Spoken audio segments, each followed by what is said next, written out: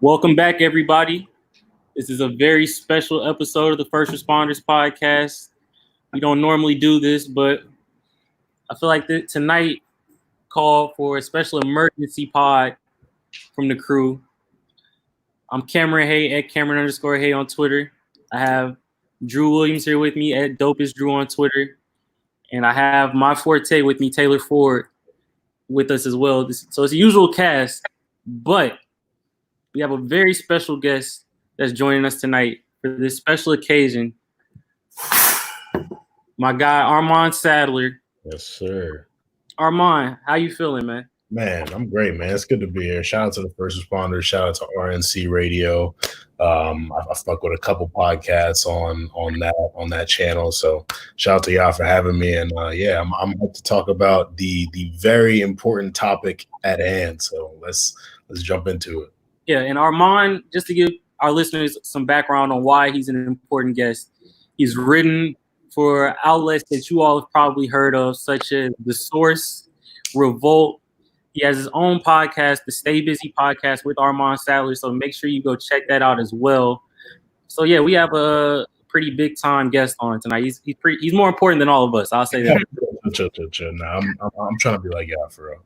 No, all right, bro. We appreciate you. But the special occasion that brings us all here is the surprise drop from. Is it safe to say this guy is the biggest artist in music right now? Like the biggest name in music? For sure, the biggest name in hip hop, right? Clearly. 5 years probably at minimum. Yeah. I'll say it's been that way for a while now.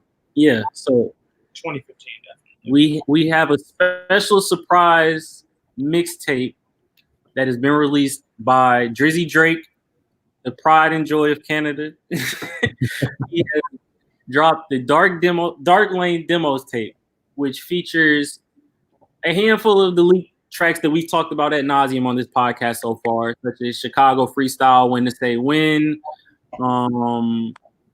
Plug, which is Florida with Love, and a few others. And then there are a handful of new tracks as well that the general public probably has not heard. He's played snippets of on Instagram Live, but we finally have them in totality. Before we deep dive into the project as a whole, I want to get you guys' opinion on how it feels just to get a surprise project again. Like when's the last time we got a surprise drop from anybody? Probably Lil Uzi Vert, I would say. Like that. Yeah, like, I mean, but that wasn't even that long ago. Yeah, that wasn't that long ago. But I feel like this is different. Like, no disrespect to Uzi. Like, we all like Uzi. I love Uzi. But when you get one of the like marquee big name people that just drop out of the blue, like I feel like it's always a little bit more special or different. Like when Beyonce dropped the self-titled Beyonce album. And when Drake did, if you're reading it, yeah. Too late. So how do you feel about the surprise? Yeah, I wouldn't even count Uzi's drop as a surprise drop because when that way dropped, we all called that the album was coming within like 2 weeks of that. Yeah, that's what happened. Armand, how you feel about it? Yeah, no, I would definitely agree with that. I'm trying to think of like the last time I was really surprised by something. Maybe it would have to been like a couple years ago. Like nothing has really surprised me as of lately. So this is really cool. It's cool for the culture. It's like Drake has been building to it, and I'm sure we're gonna get into like all of the leaks that have come previously before this project dropped. But yeah, this is special. So yeah, for sure. And like you said, like the leaks that came already. You weren't on before, obviously, Armand, to talk about these tracks with us. How did you feel about Chicago Freestyle, When to Say When, and War? Woo, how did you feel about those 3 tracks? And did they get you excited about a potential Drake project or anything that was on the horizon? Man, absolutely. I am on record as a huge Drake fan. I'll call myself a stan, whatever the proper label is.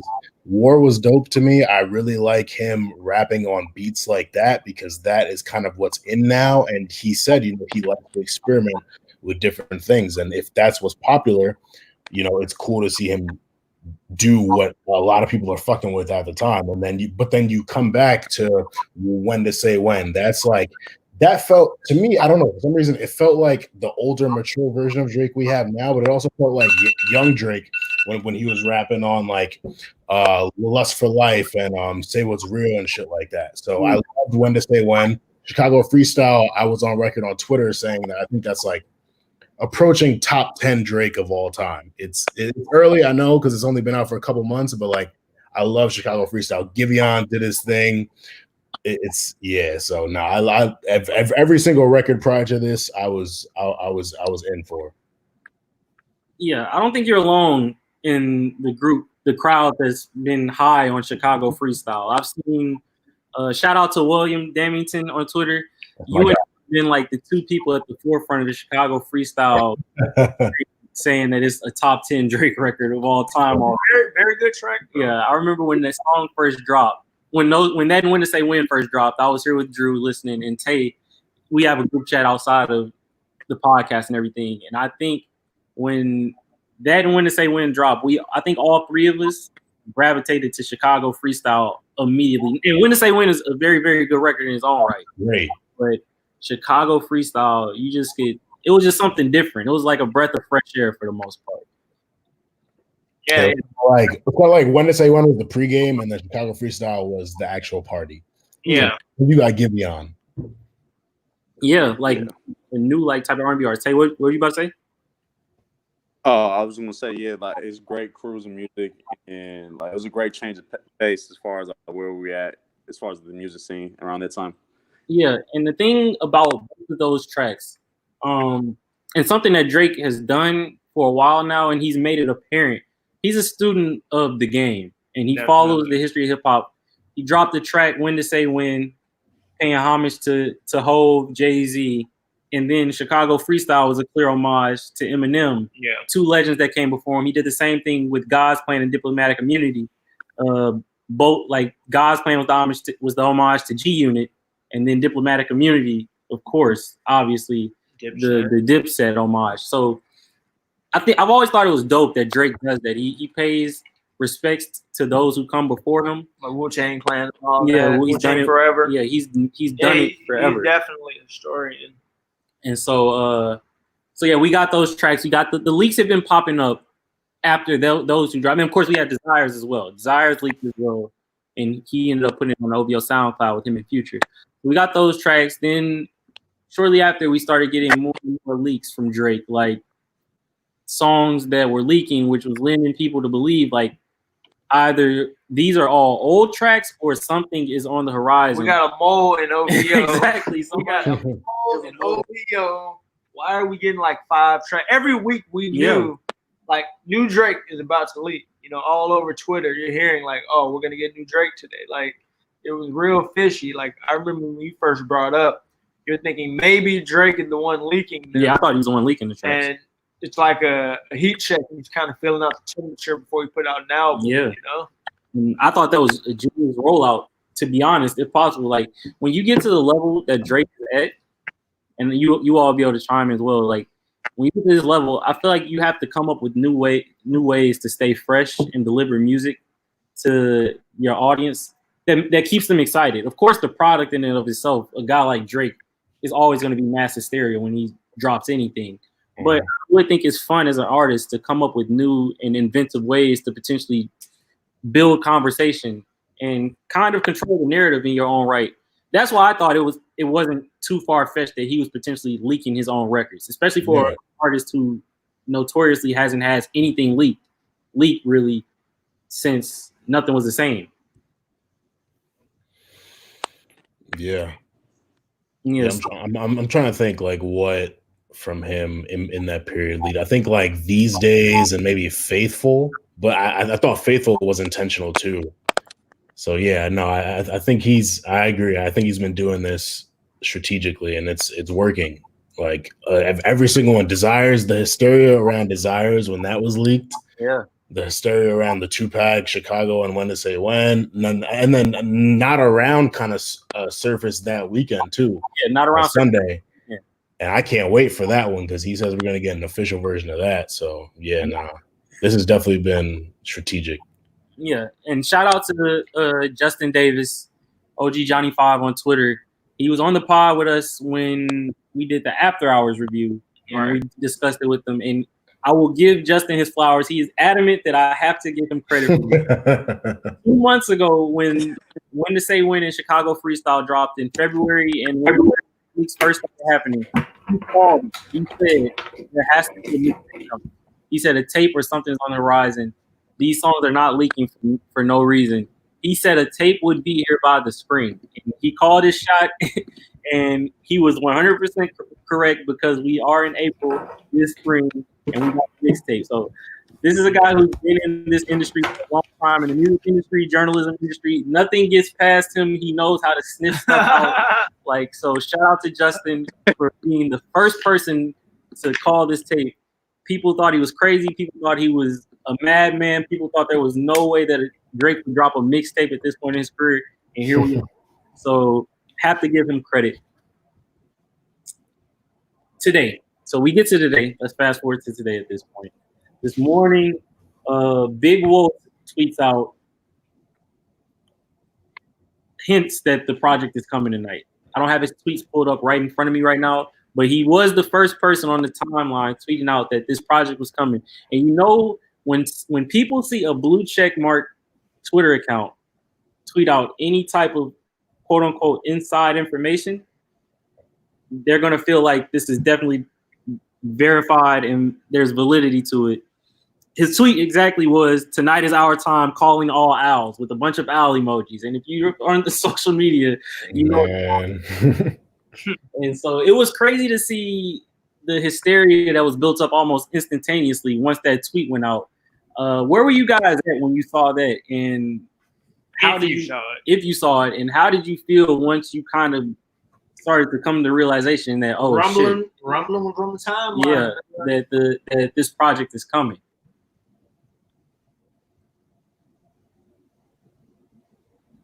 I mean, for me, I remember when I first saw the tweet, I'm like, hold on, like, are people trolling, you know? And then more people started talking about it, and I'm like, all right, we kind of got it with, like, the P&D, like, we're getting it delayed, and, like, I'm just like, things never, ever happen like this. Go according to, we're never, ever going to, like, get a leak, like, a surprise project is about to drop, and then it actually drops. Like, it actually came out.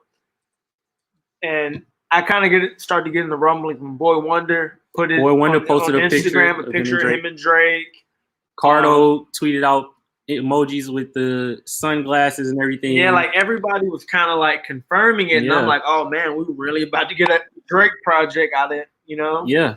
And we kind of, like we talked about earlier, I kind of felt the buildup when we were talking about earlier with him dropping all of the singles and, you know, the leaks and all that. So I kind of felt, you know, maybe we are really going to get a project. So for me, I was happy, man. I'm ready for a Drake album. Yeah. So the tape is a very, very good, you know, appetizer for it. Yeah, like I was kind of surprised, to be honest with you, but I didn't necessarily feel how Drew was kind of hesitant about it dropping. Drake has never been an artist where, you know, some bullshit like sample clearances or any like that is gonna like push the project back like a month or whatever have you. Normally, when we get any whiff about him dropping, that release date is confirmed and he already has his ducks in a row. Yeah, like for the amount of I saw like. Oh, go ahead, take my back. What were you saying? I was gonna say, yeah, for the amount of noise, it was way too loud today. Go ahead. It was way too loud today for this to just be a false alarm. Like when nobody, I just can't imagine somebody and Wolves is a very like prominent member of like blog Twitter. He's a writer. He writes for The Athletic. Yeah. So he has some cachet to him. So I couldn't imagine that somebody of his stature would just wake up out the blue and start. And about Drake too. Yeah, exactly. You know, he's definitely on the OVO line. So you get him to tweet this out, and then for all of these rumbles, like you said, Boy Wonder, he didn't just post that picture of him and Drake for no reason today. Then you saw Cardo dropping hints. You saw Future post the picture of the D4L freestyle artwork with Drake and Young Thug. So it just all started lining up, which brought us to tonight. We can finally go ahead and jump into the project, get everybody's opinion on it. First of all, I want to say 14 tracks. That's a lot of tracks for. It's not a lot for a project, but that's a lot for something that is considered basically throwaways. The tracks that aren't going to be on the album. So, were you guys pleasantly surprised with the length, or were you hoping for more? Like, whoa. You know, it's funny. Remember 2 weeks ago, what was the number I told you I wanted on the tape? You said 16? I said 14, 15, or 16, something around. I don't want a whole bunch, but I'm like, I want us to not, only have the leaks and all that. If we got a few more, I'd be happy, but 14 is a really, really good number. We got a lot of good new music today, and the music we already had was really, really good too. So, like, having it all in one, album put together, you're going to get a good run out of me, for sure. Yeah, I was definitely very happy with it. I haven't had a problem with the length of Drake's albums over the last couple of years. A lot of people have. I think because I'm just such a big fan of him, I'm willing to listen to whatever he's willing to give us. But for a mixtape, for something that we weren't expecting, to digest it, to be able to analyze it and discuss it with people, 14 songs is a really, really good amount. It's 49 minutes. Like, usually Drake is over an hour. But so for a 49-minute, 14 songs, I'm very happy with it. Yeah, like, I'm with you. I haven't had any complaints really about the length of Views, More Life, or Scorpion. I'm one of the people, for my favorite artists, all of them, whether it's Drake, Future, Young Thug, whoever it may be.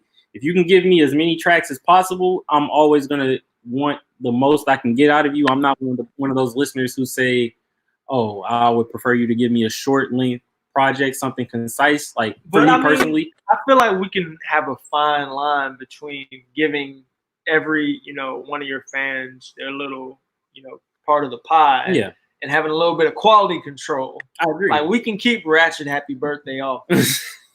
Yeah, we can do that. I agree with that. I agree with that.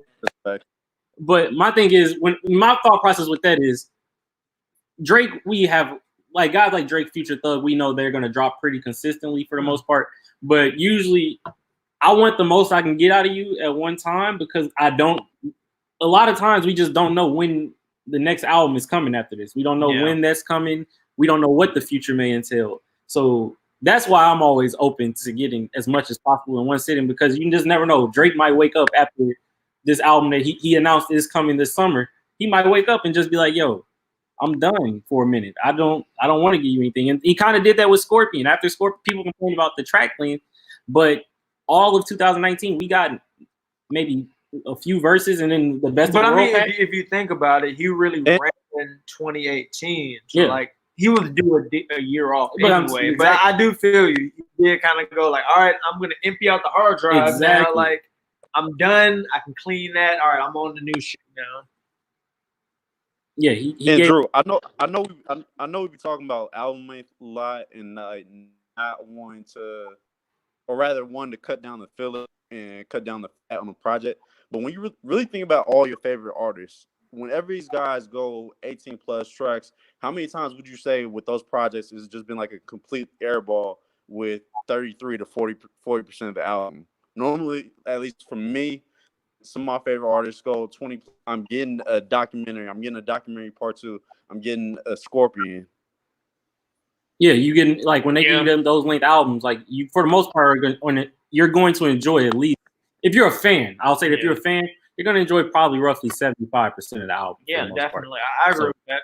And that's kind of always been like my kind of pushback against the people who complain about the album lengths for Drake.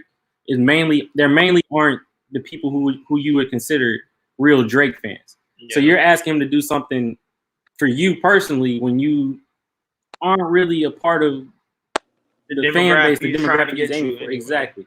But let's go ahead and dive into the project. The opening track is Deep Pockets, which was also known as Rollin', which did leak as well. He played it on IG Live with my.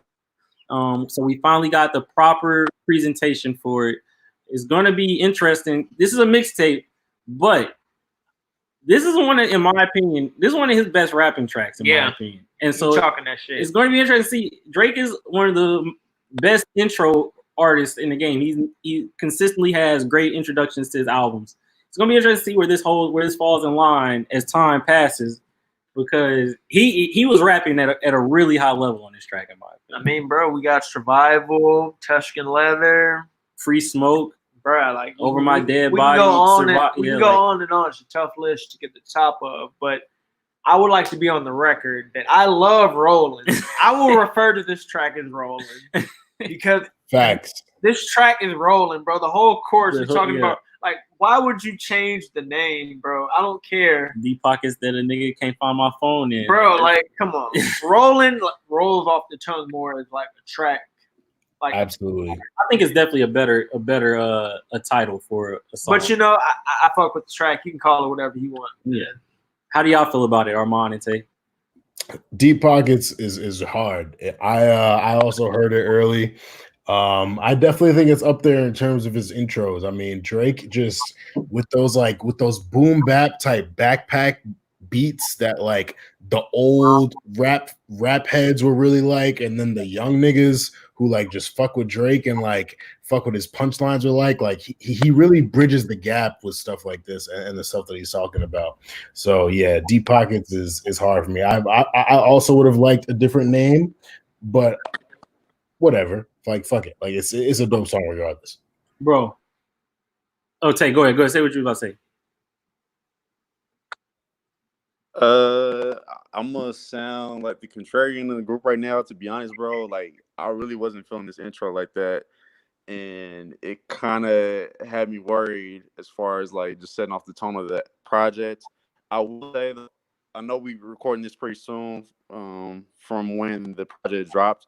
I went back and listened to some of the tracks and took off my project and just let them play it on my Beats pill.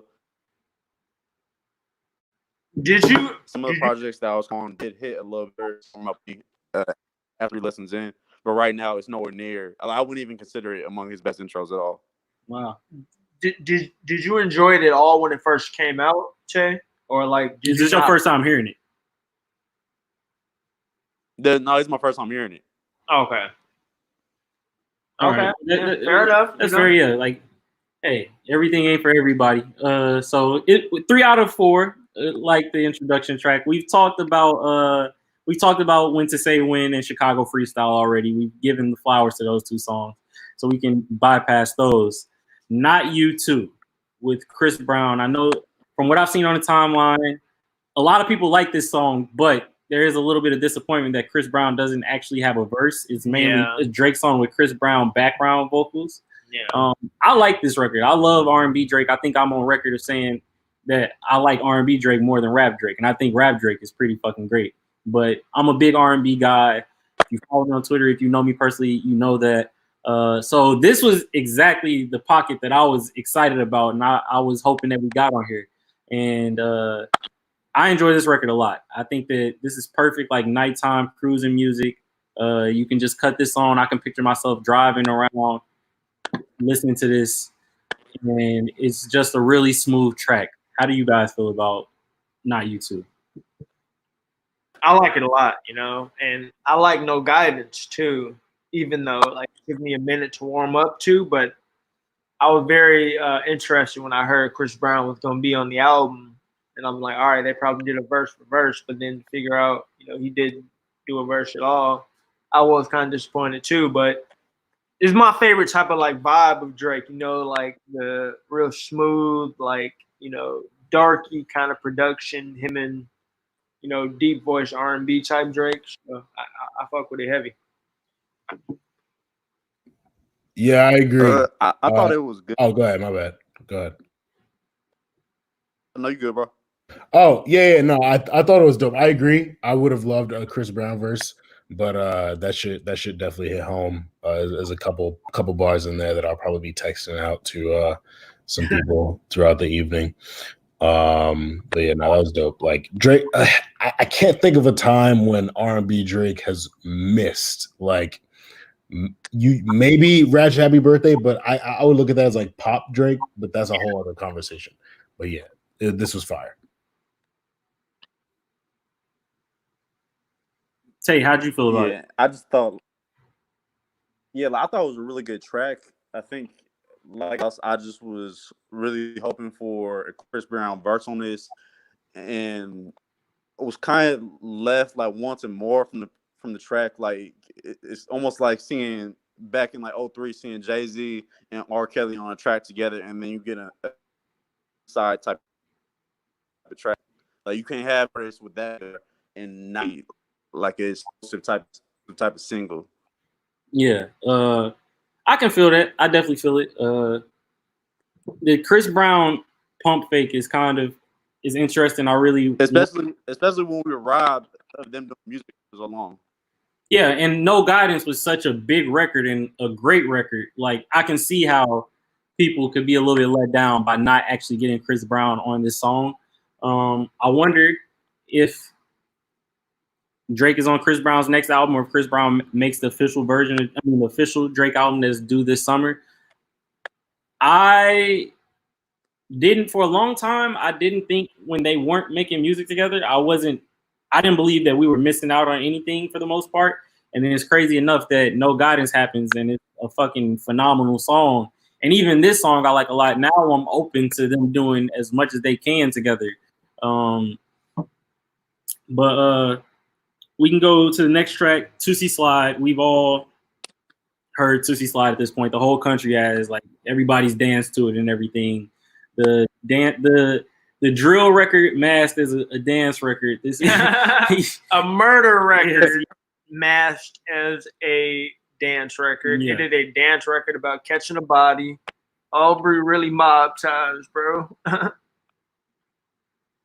Yeah, like this is sociopath Drake. The fact he was able to dress this record up as a dance record and it's one of the biggest songs in the world right now is a testament, I think, to his skills as a songwriter to be able to make something like that happen and for it to hit the way that it does. I still don't know if a lot of people really realize what this song is. Like, Hell no. Exactly. Like, a lot of people, I don't think realize. Too many little kids and parents and stuff. We gonna catch them next time, bro. Exactly. Like dancing to this, and I don't think they are quite aware that this is one of his darkest records, probably. If I'm moving, bro, my grandma recorded a TikTok song. I really don't want to burst her bubble and tell what these lyrics is really about. Yeah. This song is dark, but yeah, like we've all heard Tootsie Slide. I think we all enjoyed Tootsie Slide. Desires, we've all heard Desires. I think we talked about that. I don't think we talked about it in detail. Okay, we can totally talk about Desires then. Tay, how do you feel about Desires? I know you're a big Drake fan. You're a big Future fan. What did this do for you as far as their collaborations? It was probably on first listen, like when I first heard it when it leaked, it was amazing. Hearing it in the flow of the album or projects, I don't know if you want to call it project playlist or whatever. Yeah. I thought it was weird placement coming right after Tootsie Slide, but it's still a good track. Nonetheless, and like Future and Drake, they two of my favorite artists. So I'm honestly like whenever they collab, like they really can't do no wrong for me. No, like I'm big on both of them. They're my two favorite rappers right now. I remember when Desires first dropped, I was like super high on this record. Great record, one of the best songs of the year so far, in my opinion. And I think I went away from the record for a minute. Because so much stuff came out after Desires dropped. Like, of course, we got the Uzi, we got Party Next Door, Weekend, all these different artists. So it kind of fell on a back burner for me. So tonight was kind of really my reintroduction to the record for the most part, like cutting it back on, listening to it. And it still sounds as fresh to me as it did back when it first leaked back in early February, I believe.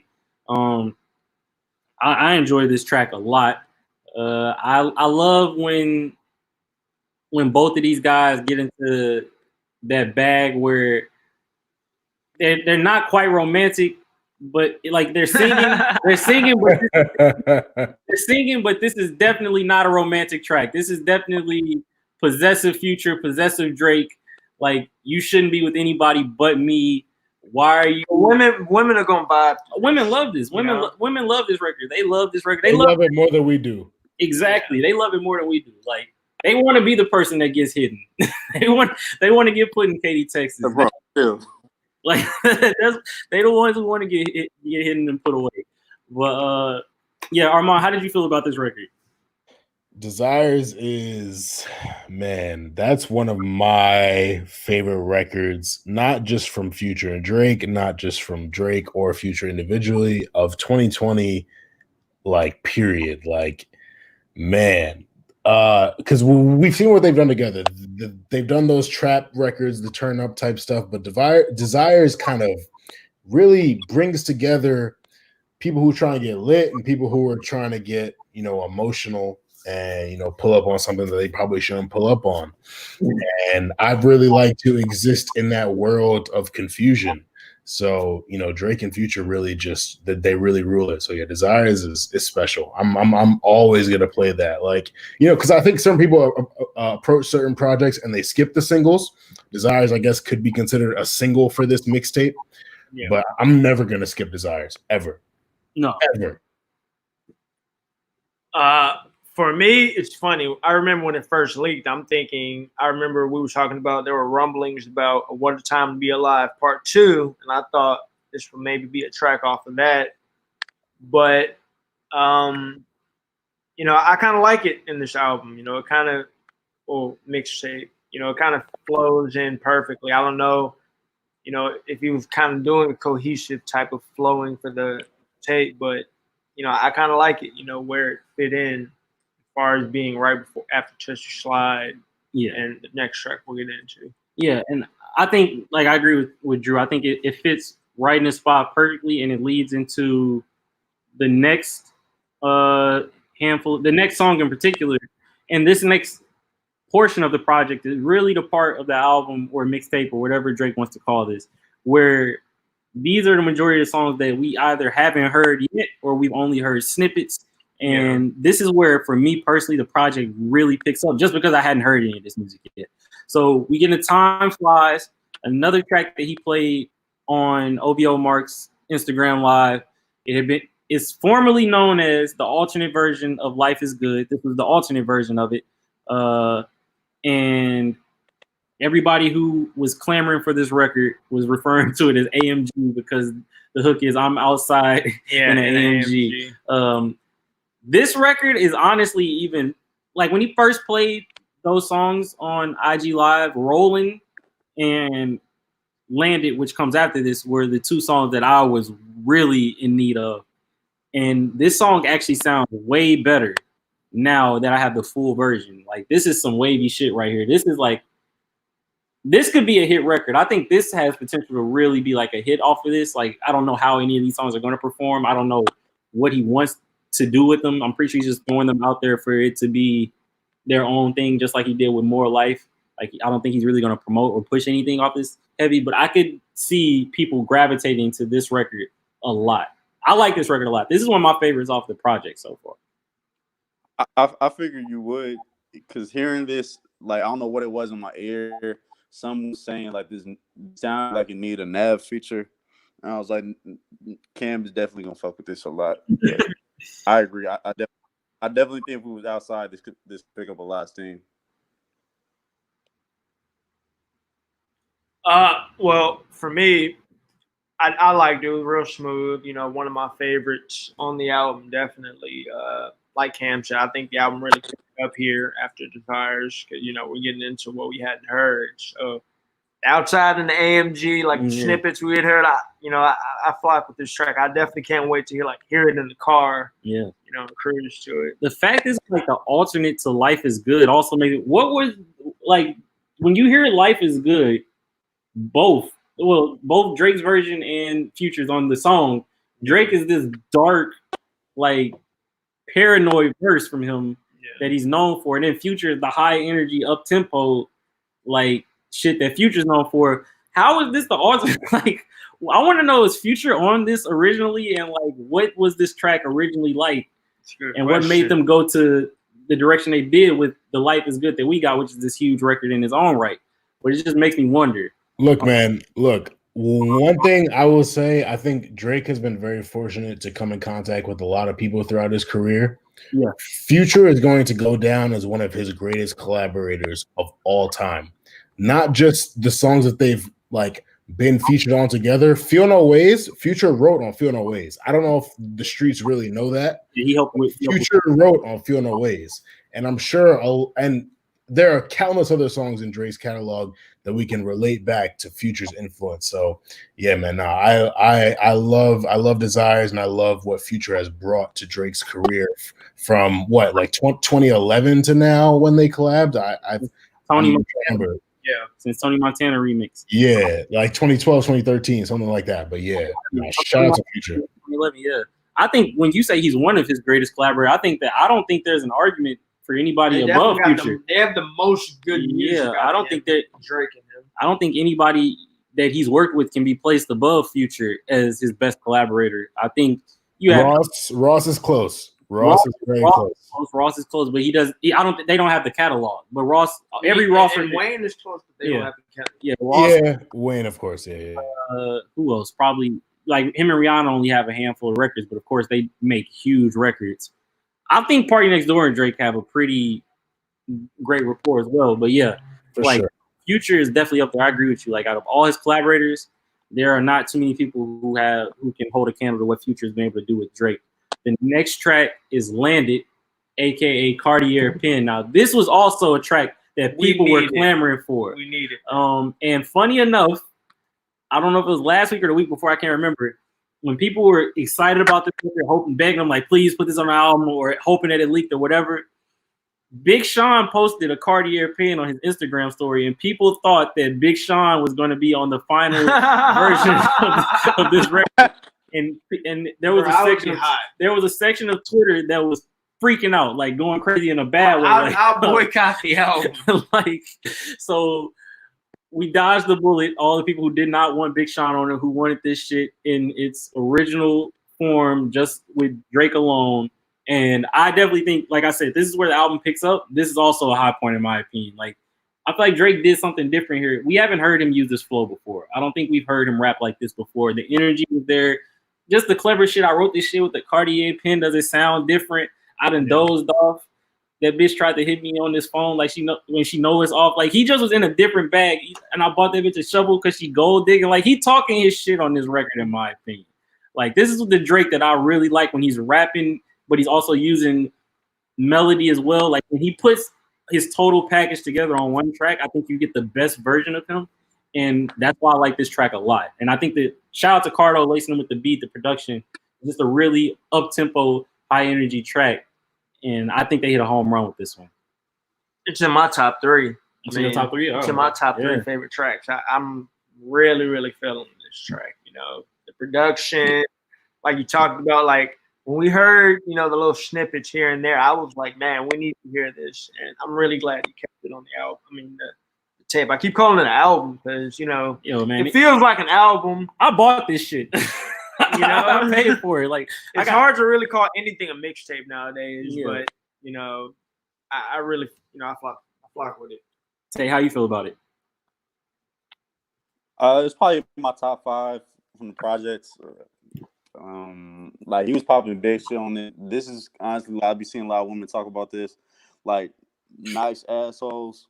Yeah. Like, if this nigga, like, if they had to, like, explain just egotistical nigga who just on some big popping shit, it'd probably be Drake.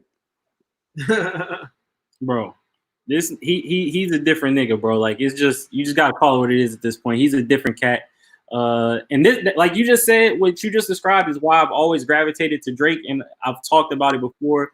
Why I've gravitated to certain other rappers who come before. I just think he does rapper shit that he talks in a way that I like my rappers to talk in. That slick talk, that braggadocious talk. Like, it's why I think Jay-Z is the GOAT. It's why I've always loved Hove as a rapper and everything. Like, I think he gives me that same feel when he does stuff like this. Like, Jay-Z wouldn't make a record like this, but just the same type of talk like you just described.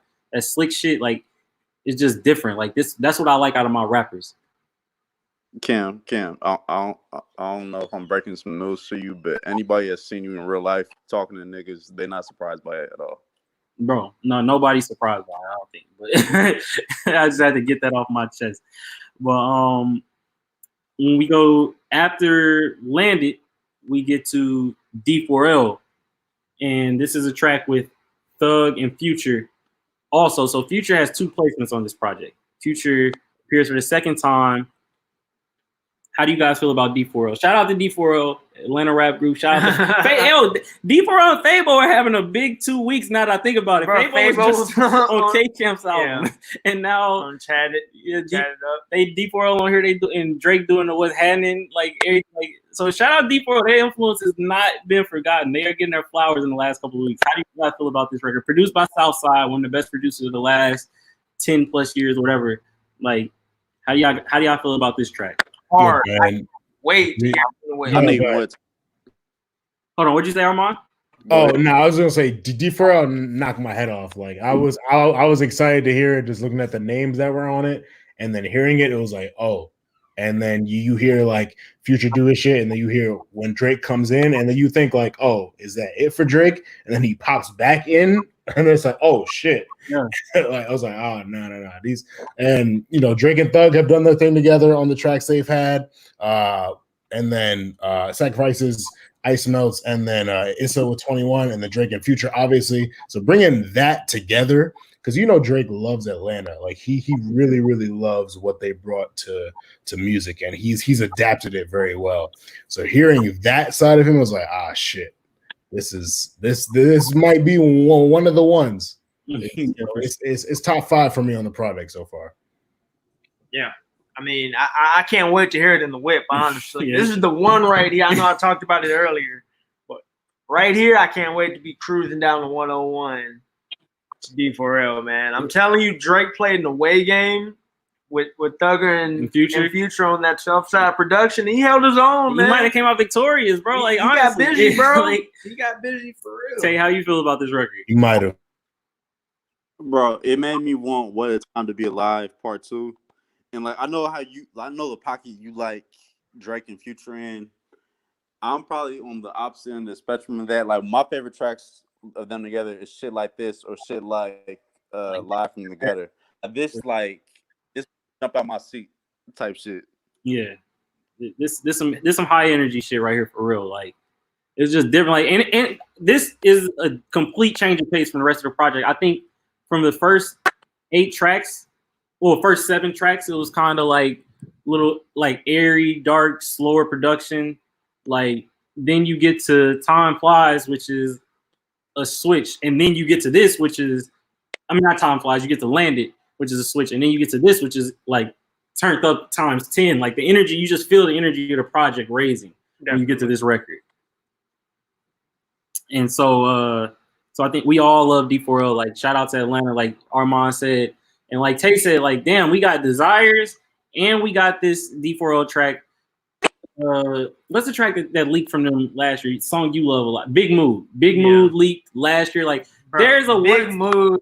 I really, really want a CD quality, proper rollout and push for that track. Because I really think that track deserved to be on the album. There's a What a Time to Be Alive 2 on one of these guys' hard drive somewhere, and I really want it. They're not gonna pull the plug on it. It's not happening at this point for sure. But just the fact that we've gotten tracks this quality out of Drake and Future, like there's the project is sitting on somebody's hard drive, and whoever was leaking these first track, Drake, if it was you, I need you to leak some more of these Drake and Future collabs that you have, bro. The streets need them.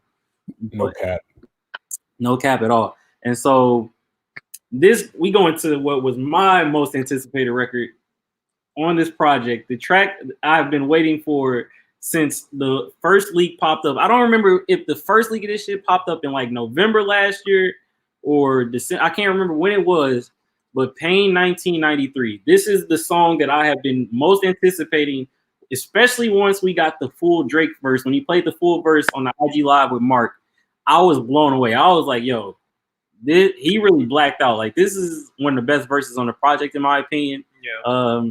Also, another flow that we hadn't heard Drake really use before. Like, and I think that's what I'm taking away most from this project so far. He was able to experiment with a bunch of different sounds. He's already a guy who experiments with a lot of sounds.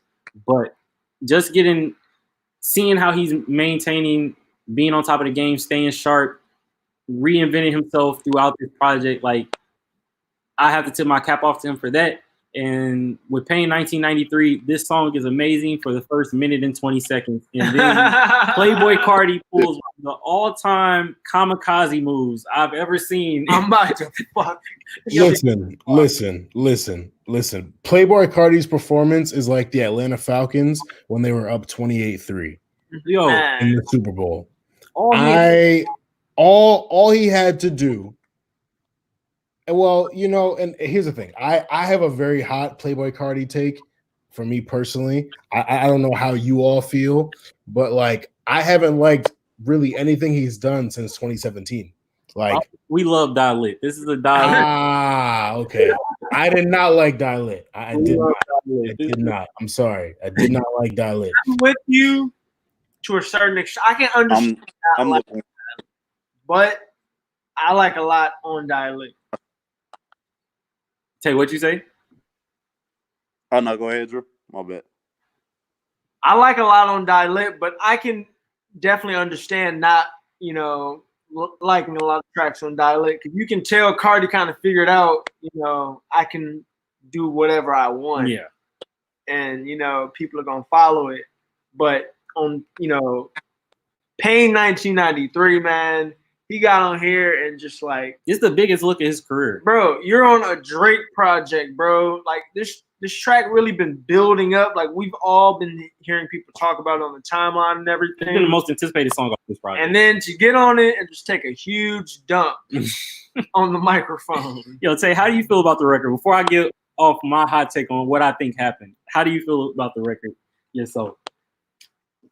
I thought it, like you said, I thought it was amazing up until Cardi came on. I didn't know what the fuck was happening. I thought he was trolling us at first when he first came on the first 5 seconds. Nah, ain't no way he about to waste this fire right here. But nah, fire. Honestly, bro, I'm real with you. Since his debut project, I was lukewarm on Die Lit, and he don't have enough heat to not only disappear for 2 years, but then also be dropping some mid like this when he gets these type of looks. Yeah. Thank you. I agree with you. At Me and now these are two bad looks for Cardi going into a Whole Lot of Red, which is a project. At Me, the shit is meh, but he's like, I don't think he has the right footing going into his next project. I think this is the end of the road for Playboy Cardi. And what I really think happened on this project, on this song, he ain't never gotten a song with somebody who rapped like this. And I think once he got this Drake first back, he was like, fuck. like, there's nothing I can do that's going to even match this or even come close. I'm just going to mail this in at this. Like, ain't no Yams. Hey, tell them to chill out. Exactly. Tell them to chill out, Yams. Bro, they know I ain't doing this like, shit. bro, Ian Connor could not save him on this. A$AP Rocky, nobody. None of them could save him. Like, Young Thug has rapped with Cardi before, and Young Thug is a great rapper, one of the best rappers alive, in my opinion. I don't think he's ever gotten on a song where somebody just completely pulled this shit that Drake did. Drake was like Drake low-key an asshole for getting on here and going as crazy as he did, knowing Cardi couldn't fucking fight back. He couldn't. But couldn't give a here's fight. The thing, bro. Cardi could have gave a way better effort anyway. Yeah, he could have. Well, this might be the best he could do based off of At Me. Like, bro, this might just be where we at with him, bro. Like, you have to know, you need to get off the bus early instead of late. You want to get off too early instead of getting off too late, bro. I'm telling you, get off the Playboy Cardi bus right now. Bro, Die Lit, I told you, man. Like, we heard the Whole Lot of Red snippets, and I've just been like, all right, I flock with that, but when he scrapped that, and then we heard and Me and all that, I'm like, all right, man, Cardi, you playing, bro? That I bought a crib for my mom off that mom. You playing with me? He took it to heart. You playing with me, like, bro? Like, I'm not a toy, bro. Yo, I'm not a toy. Like, bro, it's over for Cardi. I think at this point, I think we reached the peak with him, and it was a fun ride. I give him that. He gave me 2 albums. College was very, very fun. And look, man, like I'm the type, I really try to give people time. I really try to cancel artists early. Like DaBaby, everyone's trying to cancel him after his latest release. I'm willing to listen to a few more albums. Fucking Lil Yachty, people canceled him. I'm willing to give him some time. But like this right here, like I'm like, I don't know, Playboy. Like I'm really not fucking with anything since the year 2017. Like nothing that I hold on to. So yeah, this is very, very disappointing. We can just go ahead and move past this. This is a track that was very promising. I thought, like I said, I can't wait for the Drake only version to hit the internet. I'm pretty sure it's on the internet right now as we speak. Once we get done recording, I'll probably have it. I can't wait to replace that with this one. I mean, replace this one with that, bro. But the next track on here, a track that none of us had heard, nobody had heard at all before this. And what through one listen so far is, in my opinion, the best song on this project. And I'm going out on a limb and saying this right now. The way Armand feels about Chicago freestyle, I believe that Losses is going to be remembered as one of the best Drake songs that he's ever recorded. I think that this song is amazing. I think that this is the best song on the project. Like I said earlier, when he gets in that bag where he's talking that slick shit and he just I know I'm the best. I know nobody can fuck with me. I know I'm above everybody else. That's the bag I feel like he got in on here. It's one bar on here that just really stood out to me. And I think it was when being real goes out of style, but nigga, when being real is not in fashion, but niggas still my style, so we all look alike or something like that, something along those lines. Like it was that bar was crazy. Even when being real is out of fashion, niggas keep stealing my style. Now we out here matching. That was the shit that he said. Yo,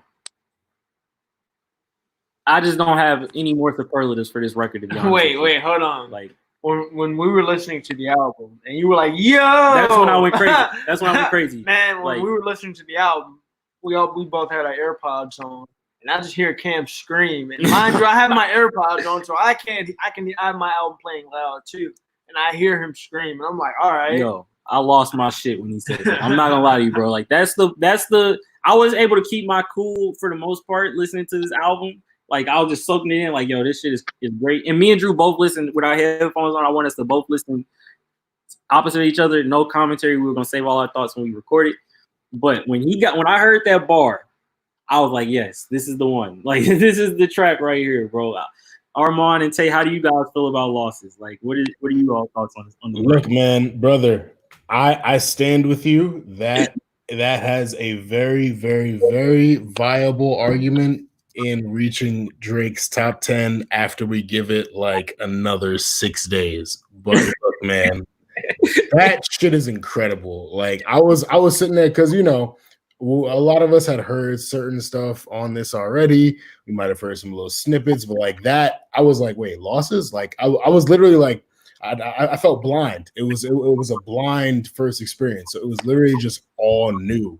So it just really hit. Like I love Drake in that half R&B beat, but slight rap poetic type bag, bro. Like, yeah, that's Losses up there, undeniably. Tay, how do you feel about Losses? It's right now. It's probably my favorite track off the project. I got a quick question for y'all though. Who y'all think he's talking about in that second verse? Cause like it was like two lines that really stuck out with me. I think he said something like, "I took you up under my wing. You just stayed. You were supposed to grow some wings, get your own pair. Start this from the bottom. Now you alone there." Like he has a real good gift of like saying a whole lot of shit, and only the person who that shit's about is gonna know exactly who that record or line. Was that? Specific, I have a hot take. Well, not even a hot take. It's only one person I really feel like that could be directed at, but I don't know. I don't feel like they're beefing right now. Of course, like it's clear they're not beefing. But the only person I can really think that bar could be directed at is like The Weeknd. Like took you under my wing. But he's not at the bottom. No, you're not at the bottom. I thought that too, but he's not at the bottom. It definitely ain't Tory, because he ain't never take Tory under his wing before, like recently. He smacked that nigga around for the whole More Life project. So and Summer 16, like I really don't know who that could be about. Like I'll probably be able to piece it together once I listen to it a little bit more and my mind starts racing. I'll be able to piece it together. Drake still throwing shots at I Love McConan, Bro, McConan, McConan, he's still punching on McConan. Like, that would be extremely petty for even him. Like, the pettiest rapper alive, like, that would be even petty. I Love McConan. No, I'm not done with you, exactly, bro. I'm not done with you. I'm about to tell you about that studio apartment. McConan was laughing too loud when the story of Adidon dropped. He's like, I know you not laughing. I know you not laughing, bro. Like, I still got smoke for you. Like, that. I don't know who that bar could be directed at. That's a good catch by you, Tay, and a good question. I really don't know who that could be directed at this point. Like I said, I'm pretty sure after a few more listens, I'll be able to figure it out, or at least come to some general direction of who it's aimed at. It'd be funny if he was like Big Boy and Kanye with that bar, but Kanye like the big homie. It would be funny if that was like him, Big Boy and Kanye with that bar, but I just don't see who that could be directed at. That might just be an aimless shot that just it sounds good. But so damn, it sounds like we all in you, like everybody except Drew, but even Drew loves the record. I think this is like everybody's favorite record. Me, Armand, and you, Tay. I think we all have this at the top so far. Easily. And so yeah. The next track from Florida with Love leaked about 2 weeks ago, which is Plug. You don't like this record? I love it. Oh, you love it. Why did you change it from Plug? Because Plug is just the ad lib of Mexico Dro's. That's his producer tag. Like Plug. Like yeah, but he's saying it. Yeah, it's on the track. But I don't feel as strongly as I do about rolling, as I do Plug. But I feel like that rolls off the tongue a lot better than from Florida. You need to. I think that the problem with you need to not be introduced to the records before they are intended. Because you what'd you say, Tay? I said clearly. Yeah, he's fixated on the title, which I can understand. I like the track though. Yeah, it's a final version of the record that leaked. There's the outro that was on the original one is not on here. He changed the lyrics up from FBG to Gang and they down to spray anything. He changed it to YMB to Gang, shouting out Young Money. The song is basically about his relationship with Drake. I mean, not with Drake, with Wayne. Wayne playing Lollipop for him and Kobe on the bus back in 2008 when Drake was first coming up. His relationship with Wayne and everything. It's wild to think like it's been that long, and he playing this record for Drake and Kobe, like on a bus. Like just it reminds you just how big Wayne was at the time. Like Drake, of course, isn't Drake now, but just the fact I can go the way Drake probably passes songs along to like we talked about LeBron having "Lose You" early and everything, and or KD. or KD or Odell Beckham Raptors players, like his fans, like for Wayne at his peak, like I can just give a track to, I can play this to Kobe Bryant on the bus in Florida, a future #1 Billboard single. Like like that's crazy to me. Like, but look, man, listen, I was in I think 8th grade, either 7th or 8th grade when Lollipop dropped. And I remember getting a video from these two girls in my middle school class, and I went to a predominantly white middle school. These two girls were reciting the lyrics to Lollipop to me on the video on my Facebook wall. And I was like, wow, Lil Wayne has reach. And looking back on that, that is nuts. Like it was a super white town, super white school, and super white girls, to be very frank with you. So that's just what it is.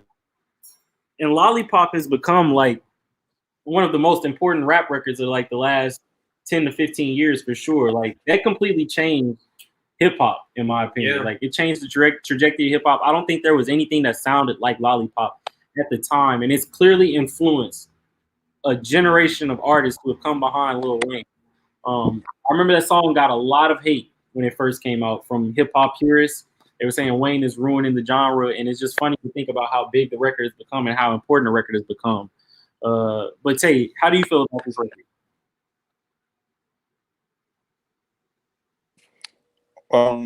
Like I'm not gonna lie to you. Like when I first heard the track, it was kind of a lukewarm. This is one of those tracks I told you where when I heard it on my beat spill, it sounded a lot better the second time.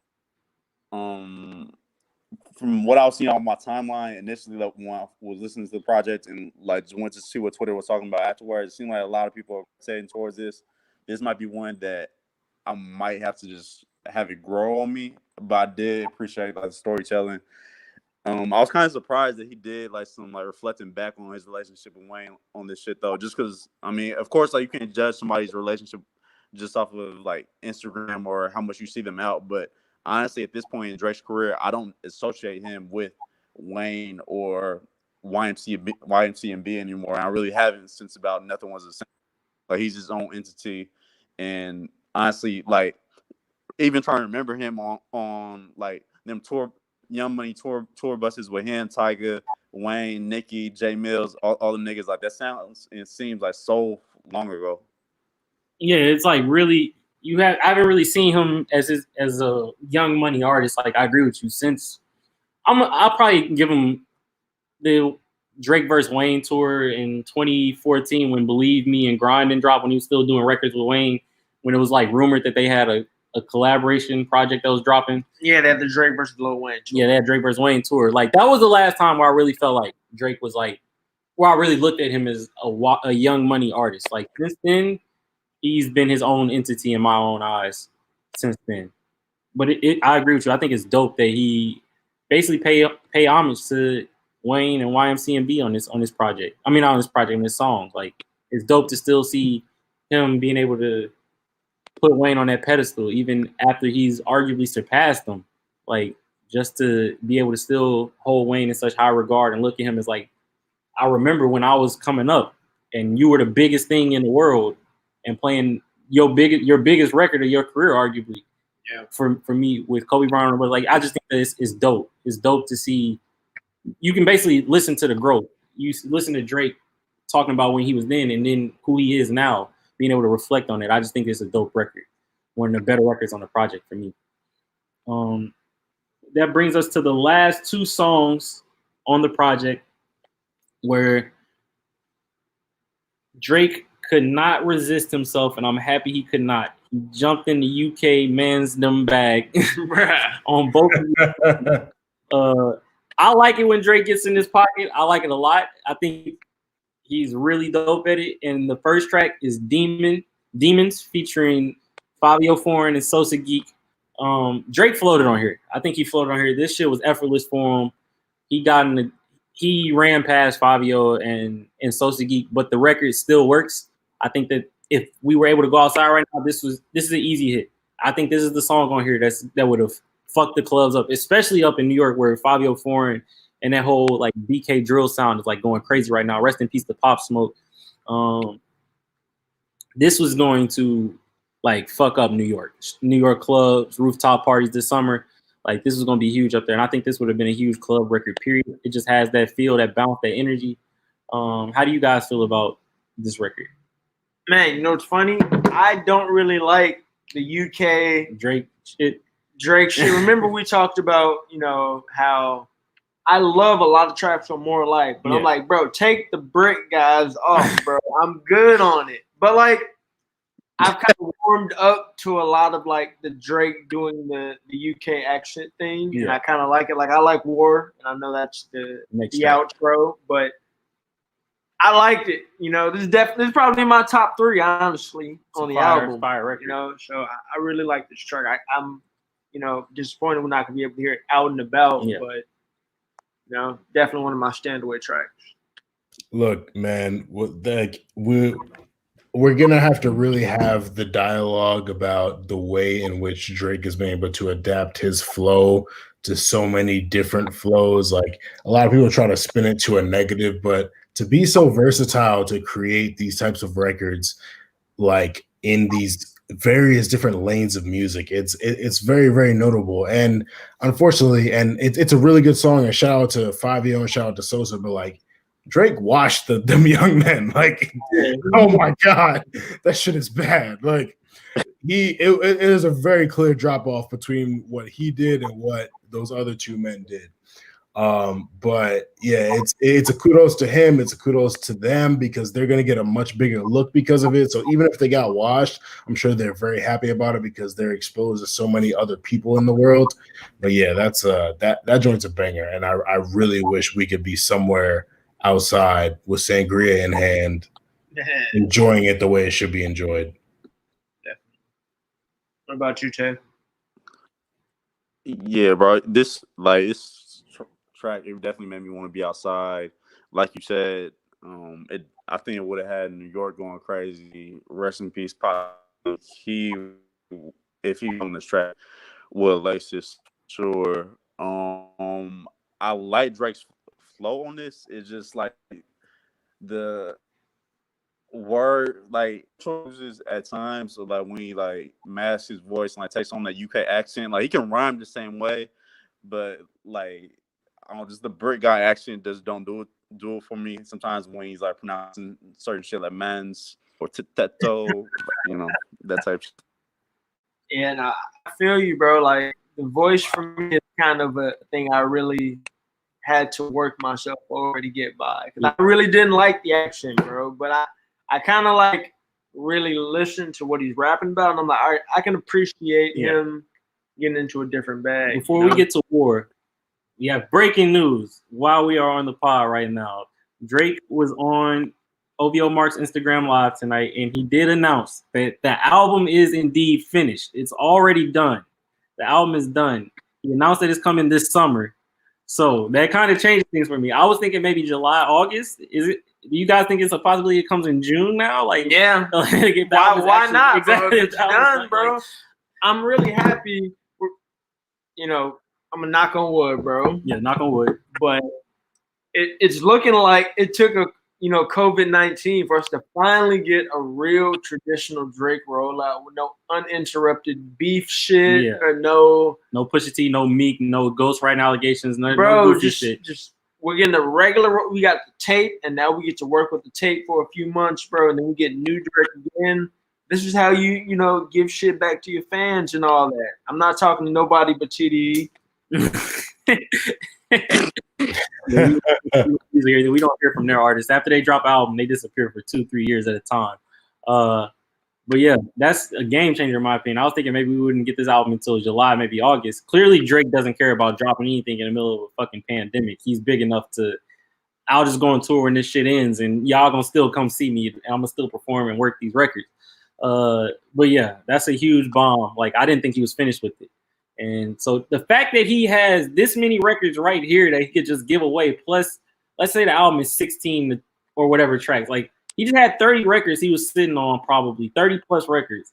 And who knows what other features he might give away or do this year. Like this nigga's work ethic is crazy. But to get to the final track, to wrap this all up, a song that we got back in December of 2019, around the same time that he did the Rap Radar interview with Elliot Wilson and B. War.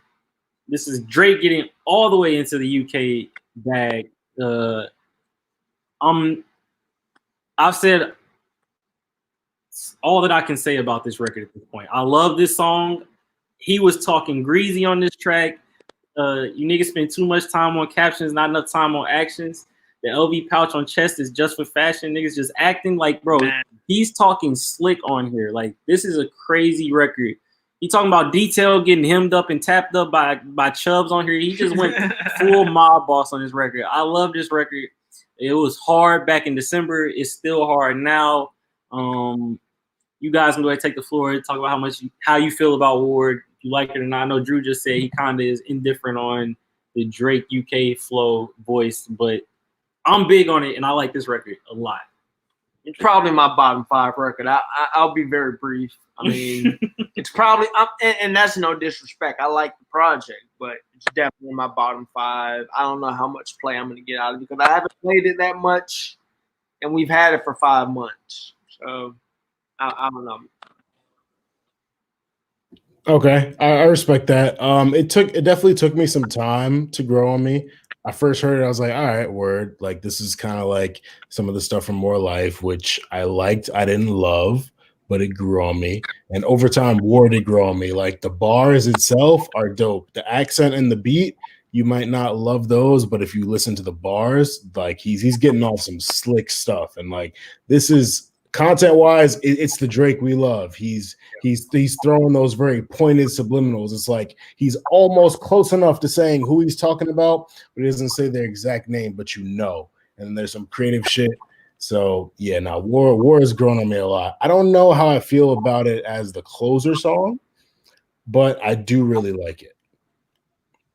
I like it as the closer because I feel like if we hadn't heard this record, it works perfectly as a closer because it's kind of like him declaring war on everybody and like just like before the album. Yeah, before the album dropped. Like if we hadn't heard this, yeah, it probably works a lot better as a closer.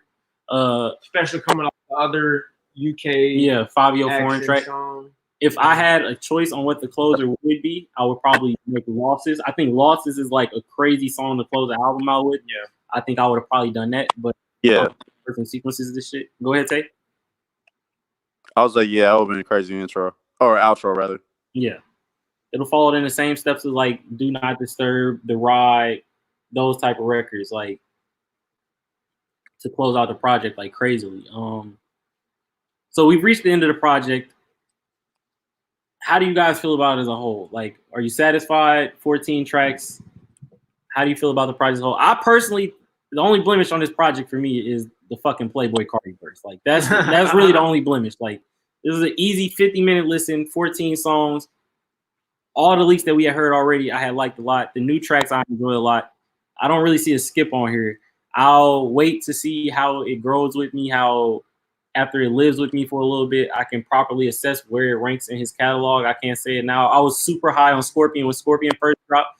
I like Scorpion, but as time passes, it's fallen down the totem pole of his albums, of his catalog for me. So I don't want to jump out the window and say that this shit is like top 2 or 3 project for him yet. I just don't know, but I do know that I enjoyed this thoroughly. I'm always here for new Drake music. This was a pleasant surprise, and I'm happy that I stand an artist who is willing to give us music consistently and deal with whatever comes afterwards. I like this project a lot. You guys are going to talk about how you feel. Man, like you talked about, you know, it's really, really fresh. I mean, the album literally has been out less than 3 hours, and we're already giving our in-depth review, which is kind of funny. But, you know, we talked about how a lot of the tracks had already been leaked, so I had already warmed up and liked a lot of them. And then the new tracks we got that didn't leak, that were singles, like Took Your Slide in Chicago and, you know, When to Say When, I liked. And if you think about it that way, I already came into the album liking half the album. Exactly. So you didn't really have to show me on much going into it. And then every track you dropped, I'm probably gonna like have heavy rotation, at least 5 out of 7. Yeah, for the new one. So 12 out of 14 at least. So you know, at minimum, I like 12 out of 14. So I'm definitely gonna have this album in rotation. It's a very, very good appetizer for the real album we're gonna get. Yeah. I'm happy we have it because I've really not been listening to music that much during the quarantine. I've kind of taking a break from After Hours, and I know we got into that a lot. A lot of the albums we've been listening to at the top of the year, I've kind of backed away because I'm kind of like, all right, I've kind of gotten my play out of them just sitting in the house. I'm more into like movies and TV shows now. But Drake, you know, he gave us a good album to get through it, you know. Tay, how do you feel about it? I'd only have the outright skips, and maybe like 1 or 2 other songs like I'm still like lukewarm on. But like I said, like I mean, this we kind of always fall into this problem when we record the podcast. We having to record now an hour after the project was out. So you know, I'm gonna have to sit with this for a little while. Right now, I say it's solid to good. I wouldn't say it's great by any stretch. But it's hard for me to evaluate because I know that this is a throwaway. While like More Life was like he titled it a playlist, but I evaluate that like an album. It's sequenced like an album. It had kind of a more traditional rollout with Fake Love dropping, I think, like maybe November, December, and then the project come in. I want to say like it was around March. Yeah. EP. So what was that? Yeah, and sorry to cut you off, but we had the little EP rollout with Sneakin', and I believe there were a couple other tracks on that Sneakin' that remember the EP Drake dropped before More Life came out? He dropped when he went on OVO Sound Radio. He dropped "Sneakin'," "Fake Love" dropped on that episode, and then he dropped "Two Birds, One Stone." Right. And Want to Know with Dave. Or "Want to Know" with Dave Santana, yeah, from UK. And "Two Birds, One Stone," one of his best records. But yeah, high key. Armand, how you feel about it? Yeah, no, it's really good, man. You know, a lot of people outside of Drake's core have been asking for a shorter project. I think 14 satisfies that. So it's cool to see. I really like a lot of these songs. I've heard a lot of them already, but I acknowledge, you know, the sample and the rapping on When to Say When. Chicago Freestyles is one of my favorite. Losses is incredible. Looking at the track list right now, Not You Two of Chris Brown, Desires of Future is crazy. Landed, D4L. It's really, really good. And it's got me excited about an album moving forward. And it's good to see all of this range on a mixtape. And it's also good to see Tusi slide on this mixtape because we don't know if he's going to put it on his album. I think a lot of people will be turned off from his album if he put Tusi slide on it. I think he still will just because of the streaming numbers and because like that song alone will probably guarantee him a number one. But hopefully he puts it like right at the end and possibly. If it does happen to make the album, it'll be like how Lion Bling was on Views. Exactly. Yeah, which is fine. I'm cool with that. But this mixtape was good. It was needed. We were all wondering what he was doing. It's a great way to create hype for his album that he said is coming this summer. And he did his thing. Yeah, this is great in my opinion. I'm happy to have gotten this tonight. That will conclude this episode of the First Responders Podcast, a very special episode. We love you all enough that we stayed up past everybody's bedtime to give you this special episode. Be sure to follow us at RNC Radio Live on Twitter and Instagram. Make sure that you follow all of us individually on Twitter. Make sure that you follow Armand Sadler the most on Twitter at A_Sadler, SADLER3. Yes, sir. Make sure you follow him on Twitter. Show him love. Show him the same love that you show us and all of our RNC Radio Live family. Once again, we appreciate everything that you all do. You all make us go. And until next time, we're out.